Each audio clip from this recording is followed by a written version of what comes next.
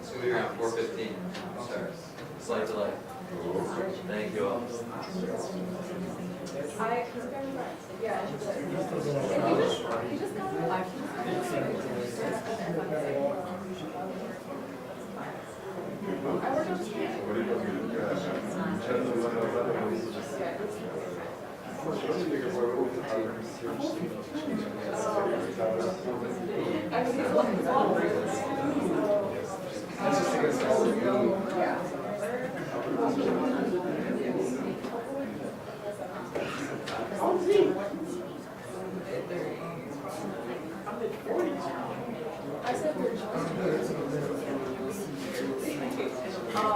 He's a lot of right? I'll tell him we need to come back. Cool. Yeah. What are you guys doing? You have fun. You know what I noticed? No?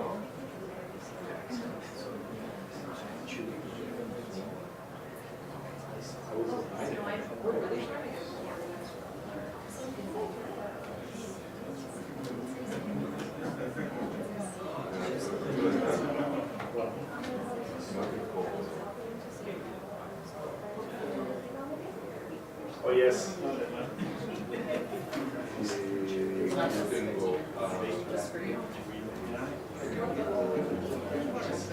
Oh yeah. I didn't hear it.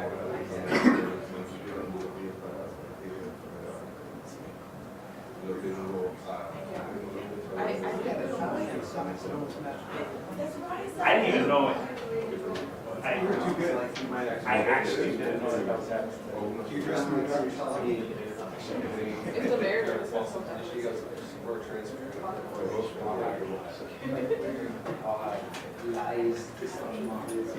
Any other rumors? She ain't going up that line. Any other rumors from the back line?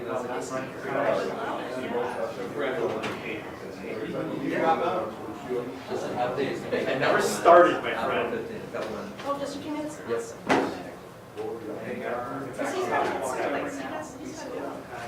Yeah, there's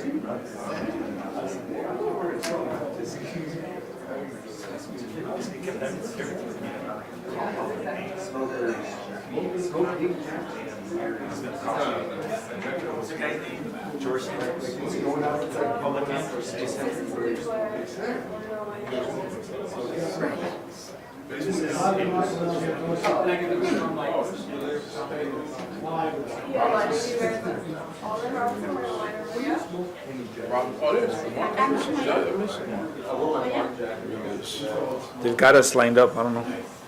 How are you? Good to see you. Who's that? Oh, that's the sign language. Who the hell's ASL? Who the hell is that? We're looking for speeches like 2 minutes or less, okay? 30 seconds. 30 seconds? Oh man, not today. I wasn't told we were speaking. It's a long day.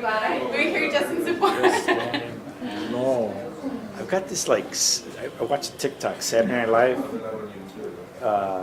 It's got Jimmy Fallon playing, and Katana's just got the keyboard, and what's that guy? He's just like that guy, and then they're doing this Christmas song. It's like stuck in my head. With Horatio Sands, yes. Yes. I don't care what my mama says. Christmas is time. Oh, hi. Hey, Christmas so, time is here. hey, good afternoon and happy holidays. Grateful that I'm joined by my Deputy Mayor of Labor, Bridget Early. Thank you for your leadership. Helo Gutierrez, Lamont Robinson, Mike Rodriguez, and Jason Irvin, all of these alders that are with us today. I'm grateful for you all's leadership. Today, the city of Chicago upheld and reaffirmed its commitment to workers' rights while strengthening standards for the arrival of asylum seekers here in the city of Chicago. First, I'm grateful that our city continues to demonstrate its recognition of the value of our city's workforce and working families. We amended the Chicago Paid Time Off Ordinance, which guarantees up to 5 days paid time off and 5 sick days for Chicago's workers. I'm proud to have worked alongside the alders, Rodriguez, Gutierrez, Irvin, again, Lamont Robinson, of course, our Deputy Mayor, Bridget Early, employers, workers' rights organizations to craft a compromise that delivers the most progressive paid leave policy in the entire nation. Today's trailer ordinance will ensure that employers have sufficient time to understand and comply with the law that strengthens our workforce, our businesses, and our entire economy, while providing the flexibility of our employers to implement the changes of this magnitude. Workers deserve the basic dignity of time off to care for themselves and their families. And I applaud the City Council for continuing to engage on this issue to address these outstanding concerns. We also approved an agreement with the Fraternal Order of Police. This agreement that we've put forth in order for a fair contract for the members of our police department and the people of the city of Chicago. And again, I'm grateful to the Vice Chair of Police and Fire Committee, Lamont Robinson, for your leadership. And this agreement is in alignment with Chicago's current policing needs, the economic landscape, as well as the budgetary capabilities. With this agreement, we not only support the brave men and women who serve on the front lines, but we maintain our commitment to a holistic, collaborative approach towards community safety. We will continue to work towards greater accountability within the department and for greater trust between the people of Chicago and the police. So I'm grateful that the City Council today rejected an arbitration measure today that would have undermined our police disciplinary process. While we recognize police officers' rights to arbitration, it is crucial that disciplinary cases be handled in a manner that allows for transparency and true accountability. We are steadfastly committed to supporting our brave first responders, and we will continue to advance reform that increases transparency in order to build a better, stronger, and a much safer Chicago. And finally, we approved an amendment bus safety ordinance that will enact stricter penalties, including impoundment and towing of buses that refuse to comply with the safety protocols set by the city.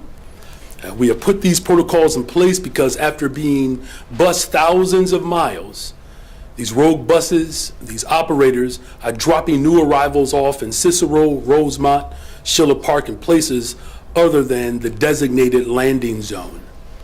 This inhumane treatment further endangers the safety and security of asylum seekers and adds additional strain to city departments, volunteers, and mutual aid partners that are tasked with easing what is already a harsh transition. And so we are putting these companies on notice that this blatant disregard of the city regulations will not be tolerated.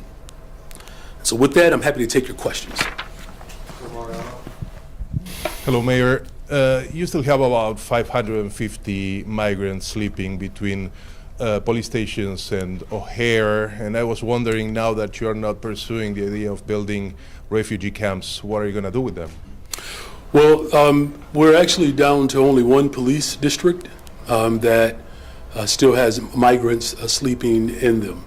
And so, as you know, I inherited this crisis where police districts were established as shelter for families and individuals seeking asylum. A month ago, we had as many as 4,000. We have decompressed 21 of the 22 police districts. There is one left, and we're working to get that resolved today. Look, all of our options are still the same. As I've stood up brick and mortar shelters, temporary shelters for this mission, we will continue to do that. Tomorrow your Board of Education is going to vote on your plan, or your 5-year plan, to change the focus of CPS back to neighborhood schools. Opponents are saying that levels down the education for Chicago students. What's your argument on this? Well, what's being actually really admitted here is that we have not focused on neighborhood schools. The fact that we're even having a conversation about how we're going to invest in neighborhood schools, that is a blatant admission that we have not been focusing on neighborhood schools. Now look, you can focus on neighborhood schools while also making sure that the education system that has yielded the type of results for only some families, that doesn't become the prevailing form of how we educate people in the city of Chicago.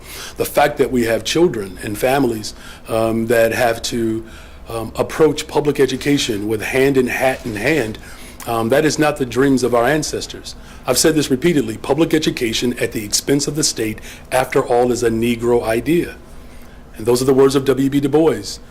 This city has to fulfill a promise of public accommodations that were birthed and propagated by those who were descendants of slaves. I don't think that's an unreasonable expectation to live out the hopes and aspirations of those who were descendants of slaves.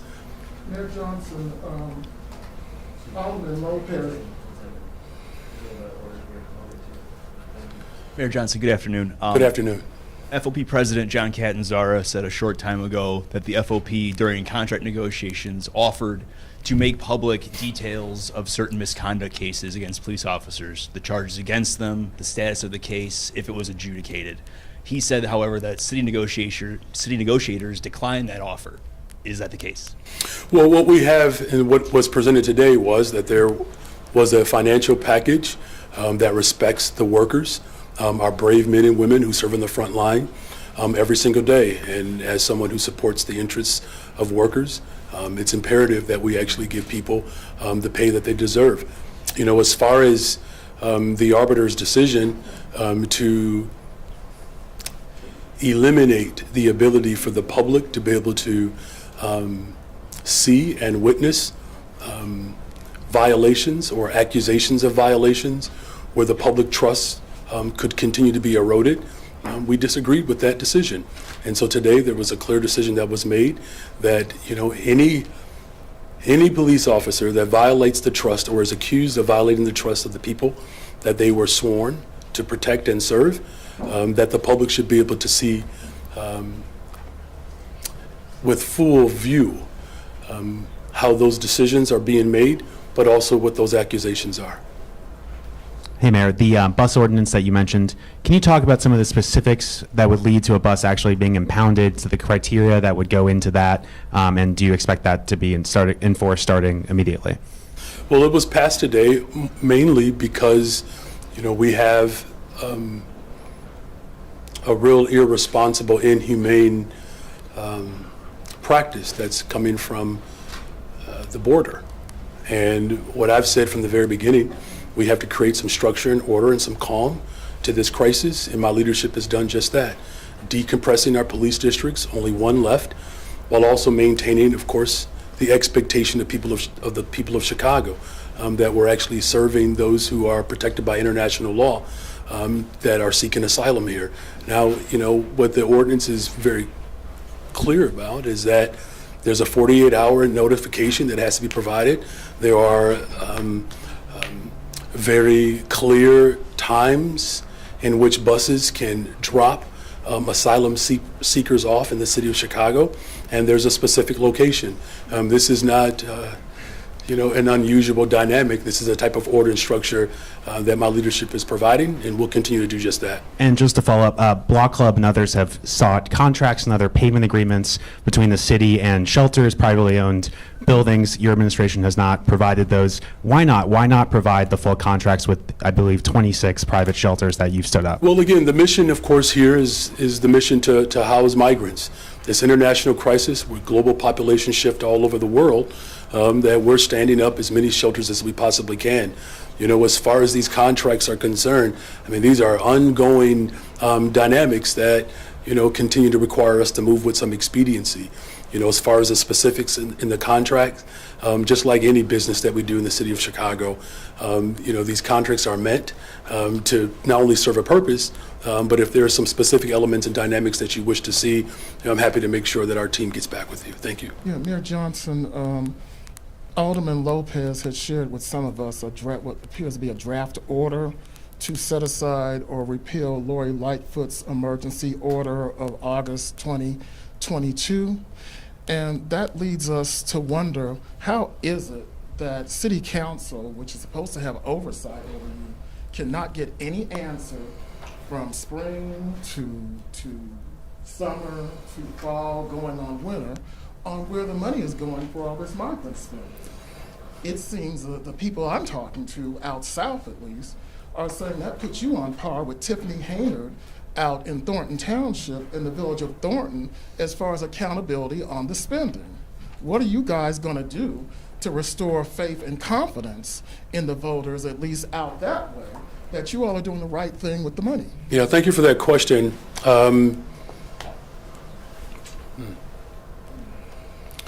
There was no budget for this migrant crisis that was voted on and passed by the previous city council. So not only did I inherit an international crisis, there was no budget, there was very little infrastructure. And within almost 7 months now that I've been in office, we've literally had to create a budget, establish some structure and order, advocate at the federal level around international policies while also making sure that we're building an operation that centers people's humanity. Now, I can't speak for the previous city council. What I can say, though, is that this budget provides a real structure and frame around what our capabilities are. And again, my job is to level set, address what I inherited, and build off the progress that we have established thus far. Look, this international crisis clearly is not going anywhere anytime soon. The people of Chicago voted for me to provide structure, to create some discipline and some accountability to not just this mission, but all of our work. And I've done just that. So to clarify, where is the accountability? Because we've heard over and over again that you've inherited that. That is a fact. Mayors from time on in have inherited from a mess from other mayors. So how are you going to reconcile figures, again, where people have confidence? It's easy to say, well, we've got a budget that's going to get things in line. But where is the budget that makes us secure that our money is going in the right place and just not every which way but loose? Well, look, that's why you have an entire body of government. The city council, who voted on this budget, a budget that's balanced, that invested $250 million into homelessness, a budget that invested $100 million into violence prevention, a budget that increased its youth employment dollars up to $80 million. The work that we continue to do to make sure that we are addressing not just systemic issues that have existed for generations in this city, but also to make sure we're responding to this international crisis. Thank you. Hi, Monica Ng with WBZ. We used to have regular new arrivals meetings where we'd find out the latest on new vendors. I think we were told at the last one that we would find out who the new vendors are in the first week of December, but we haven't heard about those yet. And we haven't heard about new numbers about how many Chicagoans are actually being employed at these shelters. I think the last we heard it was 18% Chicagoans. So we'd love to get an update on how that's changing. The latest figures I saw from Favorite were that we're still paying Favorite up to $2,100 a day per employee to this multinational corporation owned by a Canadian billionaire. So could you restate your question again? I heard the editorial at the very end. What's your question?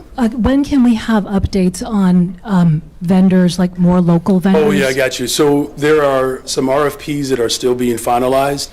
And as I said from the very beginning, again, I can't speak for what was done prior to when I arrived, but I've been very upfront about challenging our department to renegotiate these contracts, but also make sure that we are prioritizing Chicagoans. I'm still very much committed to that, and we'll get you an update soon, okay? I thank you. Joe Barrett with the Wall Street Journal. Just back to the migrant issue. We're hearing that the numbers crossing the border right now are back to like 10,000 a day, back to record levels. Without the tent city, are we going to be able to have the flexibility to deal with a new influx? Look, as I've said, often, that this international crisis that has really gripped the entire world's economy. I had a chance to speak with Mayor Eric Adams last week. 70% of migrants in New York are coming from the continent of Africa. Here in Chicago, of course, those numbers are different. And, we often talk about the city of Chicago being a world-class city. And in order to be a world-class city, you have to have a global perspective. That's what I've brought to this office. That's why I've been pushing hard on the federal government to alleviate and remove the sanctions that have been placed on many of these sovereign states. Some of the failures that have happened over the course of generations, particularly Congress, that has not passed a comprehensive immigration policy. And so now all of that pressure that failed policies of old that have been placed over these particular sovereign nations, you're seeing now the spill as a result of those failures. Now, as I continue to do, we have stood up shelters. I think we're up to 26, almost 30 shelters. We continue to look across not just the city of Chicago, but my team has looked across the entire state of Illinois. I don't know if there's any other administration that is working as hard as the people in this administration. I mean, literally searching for property all over the state of Illinois, because this is a crisis. As I've said, it's not going to go away because people are upset. Now, unfortunately, you have individuals that have used this as a way to execute its meanness, and it's caused the type of strife. All right, thanks, everybody.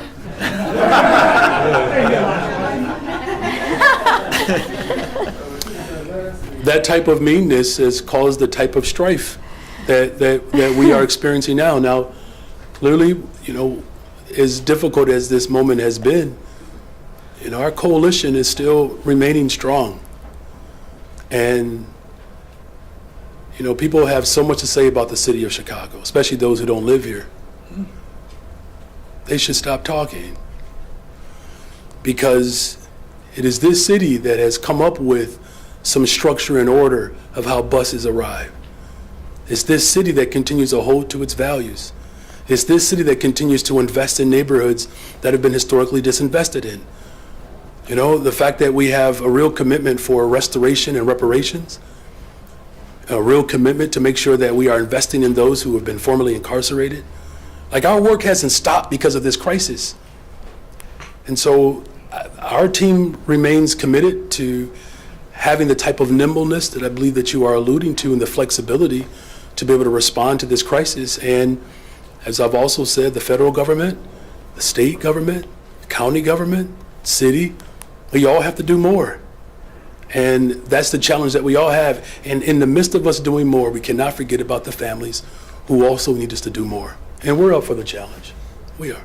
Do you think they'll be back on the police station floors, though, if there's a big influx, or is the capacity there now to kind of deal with what we're going to be facing? Well, thank you for acknowledging. I don't know if that's sort of a low high five, that we actually accomplished what I said we would do. And that's the credit to all of our departments, the full force of government. And I'm grateful to our police officers who've endured this type of recklessness for a very long time. Now, I'm going to continue to work hard to find as many spaces as possible. As you all know, that the state of Illinois has made a commitment to stand up a shelter and to house, I believe, up to 2,200 people. And we're going to continue to collaborate and work with every single level of government to make sure that we can meet the demands, but we also have to make sure that we're clear about this international crisis. It does really require federal intervention. Mayor, good afternoon. Michelle Good afternoon. Gallardo with ABC7. If I may ask, we FOIA'd the city's expenses when it came to the Brighton Park campsite. And what we found was that the city spent just under $1 million, $985,000.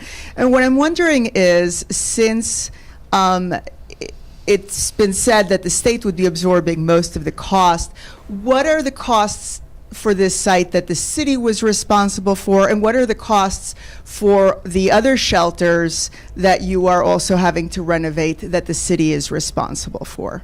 Well, look, we said from the very beginning that my commitment was to assess not just this site, but multiple sites.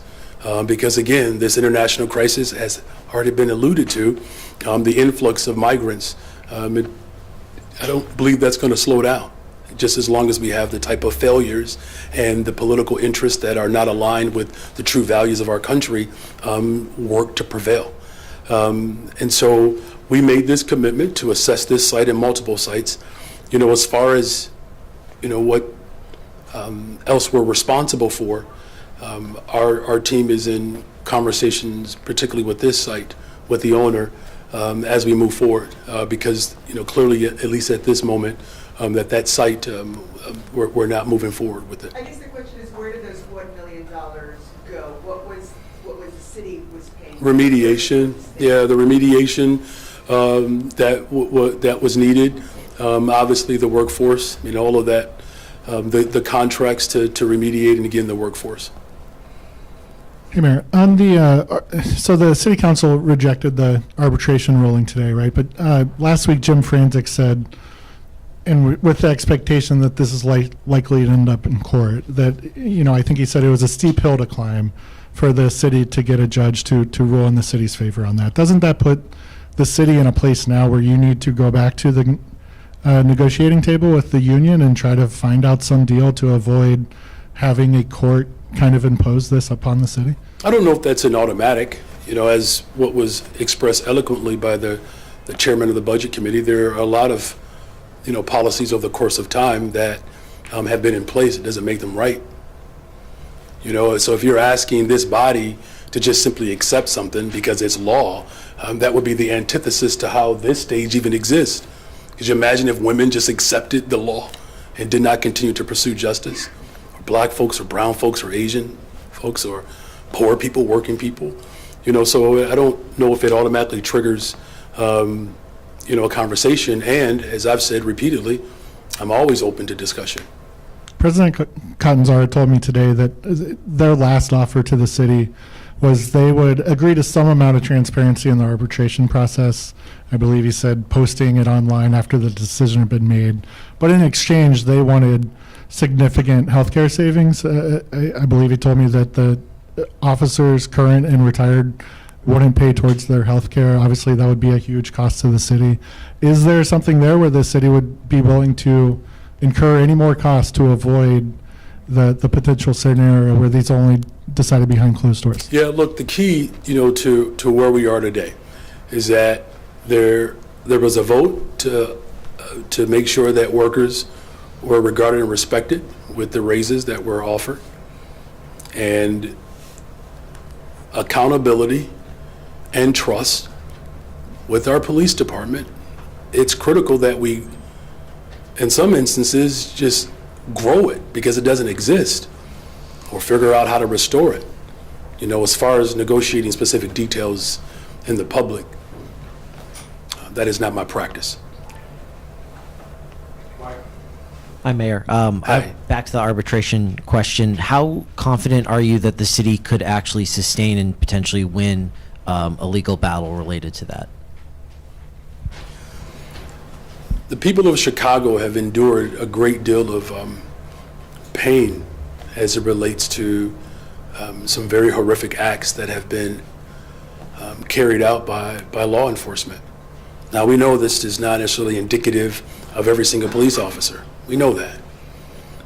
What I just want to make sure that we impress upon the people of Chicago is that there's a way in which you can support workers and hold them accountable. Like, that's our responsibility. How many families will we have to continue to settle lawsuits for because of just bad behavior?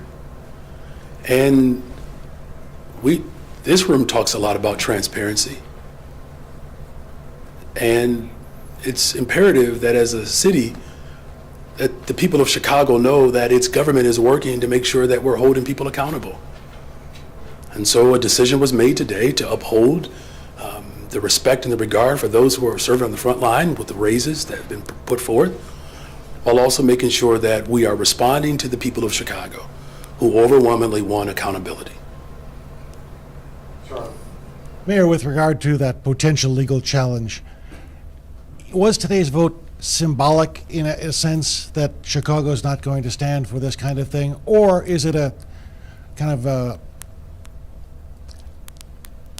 an indication that you plan to fight to change the law in Illinois, which so many aldermen referred to, saying that there has to be arbitration when public employees are involved? It was a rejection of a portion of the contract that does not uphold to the spirit of accountability. That's what the city council rejected today. And aldermen, again, in this demand for transparency, say they should have gotten that contract earlier. They should have had a chance to read it. They should have had a better idea of what was in it.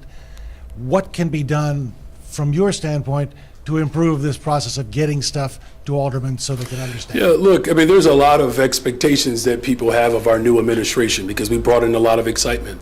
And I understand that. I respect that. I've served in the legislative branch. I can tell you I voted on multiple contracts, and don't quote me on this, but the last I checked, that a body that has to vote on a contract cannot be at the table to negotiate the very contract that they're going to vote on. So I just want to make sure that we level set there. And again, as a county commissioner, there are scores of contracts that as a fiduciary, there'll be a conflict there. Now, as far as people wanting stuff earlier, I mean, it's a healthy suggestion. Now, look, I got here 7 months ago and started negotiating the moment that I took office. So I don't know what practices have been done before. I don't know what expectations that people have of me that they didn't have from previous administrations. But what I can say is that I've always been very much committed to having a collaborative approach to all of the work that we do, and I still maintain that. Hi, Mayor. Hey. In the case the city, loses on the arbitration issue, are you planning at all to push the state legislature to either restore the police board's authority in these really serious discipline cases or make arbitrations more transparent? We haven't made a decision. Today, the city council rejected a portion of the contract that does not hold the type of accountability standards that the people of Chicago want. The city council voted on behalf of the people of Chicago. The violation of trust that has been the prevailing form of style and play here in the city of Chicago, this body rejected that. That's a good thing. Call that democracy, and I support democracy. Hi, Mayor. Hey. Some, including the ACLU of Illinois and Alderman Matt Martin, argued the FOP contract did not go far enough on certain accountability measures, like anonymous complaint investigation, officers' ability to amend prior statements, and in some instances goes backwards, including an arbitrator's ability to close an investigation if it takes longer than 18 months, and relaxed requirements on body camera activation. How do you respond to that criticism?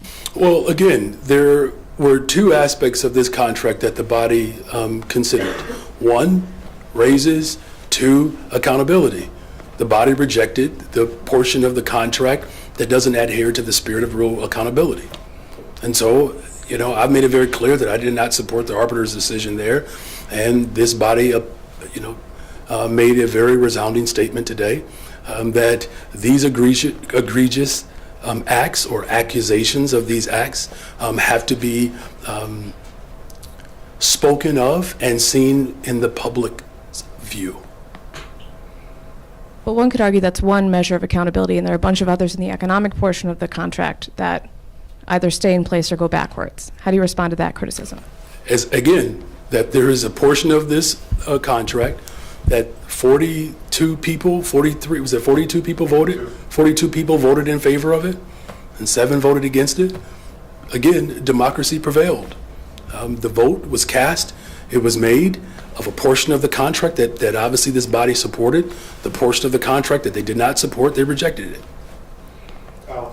Hi, Mayor. Hey. Happy holidays. Thank you very much. Regarding the base camp at 38th and Cal, how can residents of Brighton Park and beyond trust the city on future issues of environmental justice when you have the state EPA out here saying there are serious concerns of how the city vetted land that was to house asylum seekers? Well, we've vetted land throughout the entire city of Chicago.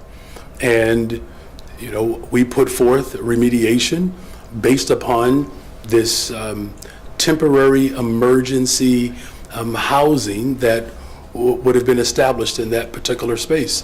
And, based upon the standards that our guidelines were accountable to, we provided that. Now, if there were other forms of remediation or expanded remediation that was needed or required, I mean, that, could have been a request.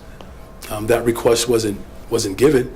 But I'm very much committed to environmental justice. That's why I've stood up the Department of the Environment in my recent budget. And I'm very much committed to making sure that anything and everything and anywhere we build, that we are centering not just environmental justice, but the entire humanity of the people of Chicago. But why not get on the same page with the state on what the right environmental standards are to use before, dropping the report and saying it's safe for use? So we were tasked with assessing not just this property, but all property. And based upon the standard that our team was working off of, we made remediation that was suited for this temporary site. Now, as far as moving forward, those conversations are going to be strengthened, And I'm very much committed to making sure that there is a clear understanding for everyone as we move forward to address this mission. And keep in mind, the mission is to make sure that these individuals who are seeking asylum have an operation that centers their dignity. Hey, Mayor, how are you? I'm well, thank you. Good to hear that. A lot of people are asking us to ask this question. How many people? A few people in my DMs. Oh, okay. I just a few people. Was the tent base camp plan a mistake?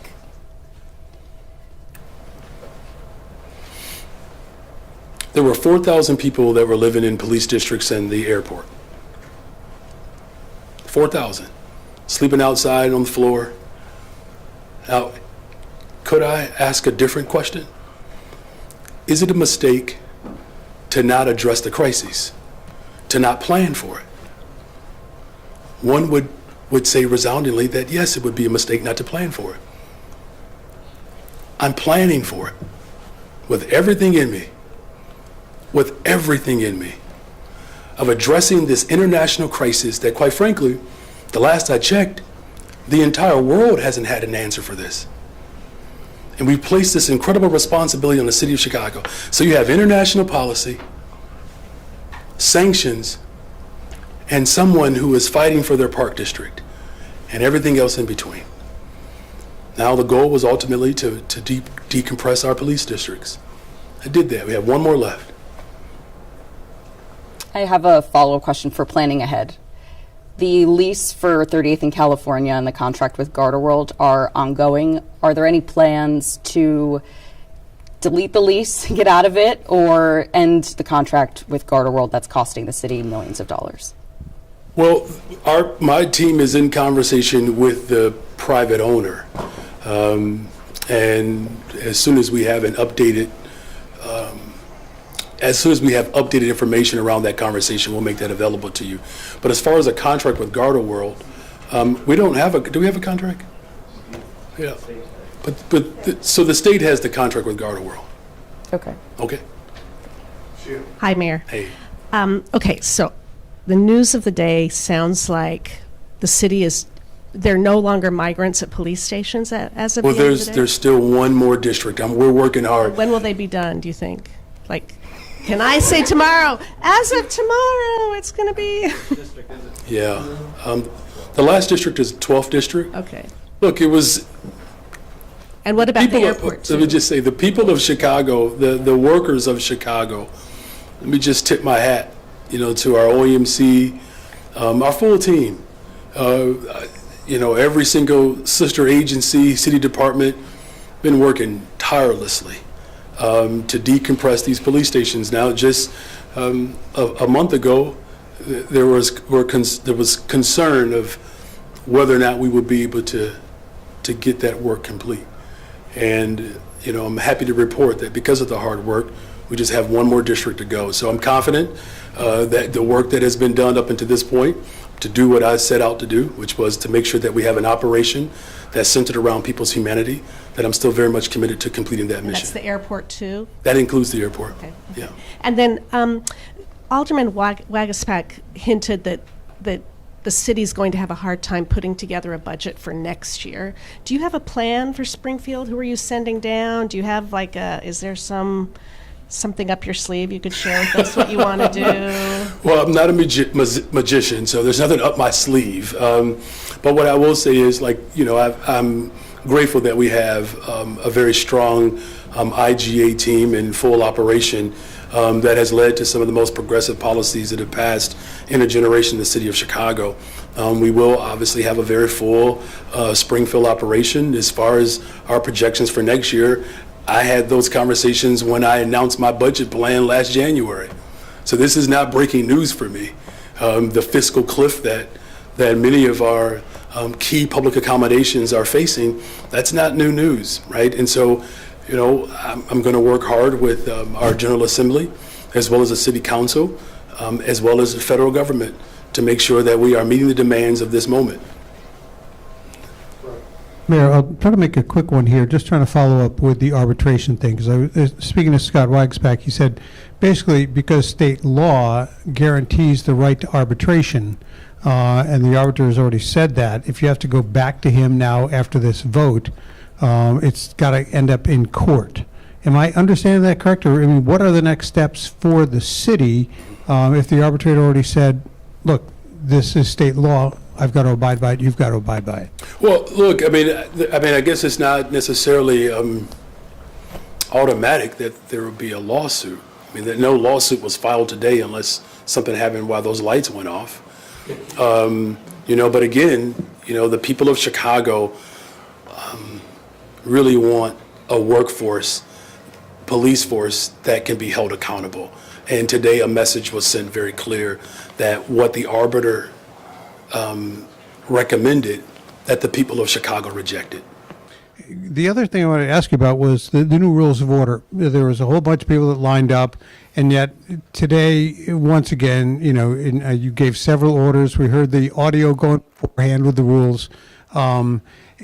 What happened today, and are you disappointed that people didn't, show respect for the chamber and what was going on in there? Well, look, there are a number of city council members that have brought to my attention that they were concerned about their safety.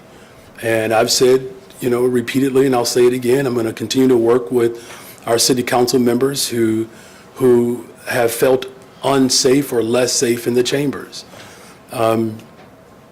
Look, there are very spirited debates. There's an incredible amount of contention that exists all over the country. My tolerance for certain behavior might be different than others, and it could have something to do with the fact that I was a public school teacher or growing up in a house with 9 siblings and foster siblings, and there's been real concern about safety. And so, look, I would hope that people would come to city council to voice their opinion without provocation. I would hope that, but I guess that's the one thing that I do not control as mayor, are people's motives and how they articulate their disappointment or even their rage. But clearly, government prevailed today. It didn't stop us from being able to deliver the service that the people of Chicago elected us to do, and I would hope that people would be far more respectful of how they express their dissent. And I guess for whatever it's worth, I was told that the viewership of city council has gone up significantly, and I'm not suggesting that the city council proposes some sort of pay-per-view element to raise revenue for key critical services. But what it does tell us, though, that people are very much engaged. And I think that's a testament to who we are. Once upon a time, government perhaps did not give people the space to believe that their voices actually matter. The fact that people believe that their voices matter and they're showing up, that's a good sign. And now we just have to make sure that we level set so that people feel safe when they come to work and voices can be expressed, without the type of disrespect and disruption that unfortunately has happened in these first, few city council meetings. Good afternoon, Mayor. Good afternoon. Well, since the first Craig asked the question about the decorum in the chamber, let me ask you about, I understand you were in Washington part of last week. Can you tell us about what you may have been able to either take there as far as, what you want or bring home? So these trips to D.C., I will just say that the engagement with the White House, I actually appreciate. And, it's pretty well documented that everybody is grappling with this crisis. Everyone is. And the White House continues to demonstrate, at least in its verbiage towards us, how much they appreciate the way we are really working hard to solve this collaboratively. Now, as far as, these votes that will be taking place soon, as you all know, there are some very convoluted, complicated arrangements to be able to secure funding for a variety of measures including, these conflicts that are happening around the globe. And I've made my point very clear with other mayors. It wasn't just me. As I said, Mayor Eric Adams continues to push, the mayor of Denver, the mayor of some of these other smaller towns that are impacted, even some of the mayors who actually want to have a more national coordinated effort, because there are cities that have made it very clear that they want the workforce. We just have to do it with some dignity. And so my number is still pretty much clear. I think it's a conservative number of $5 billion for the country, but we did not get necessarily a strong commitment for that number, but we did get a commitment that there will be a number. We just have to push for a larger number, but at least for now. I was going to ask, is it that you're appreciating how artfully they say no? No, what I'm saying is that the White House has been very clear that my leadership in Chicago, it's a model for the rest of the country. You all see there are people who are passing our ordinance, right, around how we regulate buses. Our neighboring village just to the west of me in Austin, Oak Park, said, look, we'll step up. And so there are more, smaller towns that are saying, look, we can play a part. Keep in mind, you all, there are 102 counties and 1,300 municipalities in the sanctuary state. And there are regional leaders that know that a strong workforce in their respective communities could lead towards a stronger tax base that allows for the type of economic development that we want to see across this country. So it's not that I'm impressed by the no, because no one has said no. What they've said is they're going to have to continue to work to put together the votes, because there are other complicated elements attached to these resources that have to be addressed as well. But thank you for that question. Is that everyone? All right, thank you all very much, and happy holidays.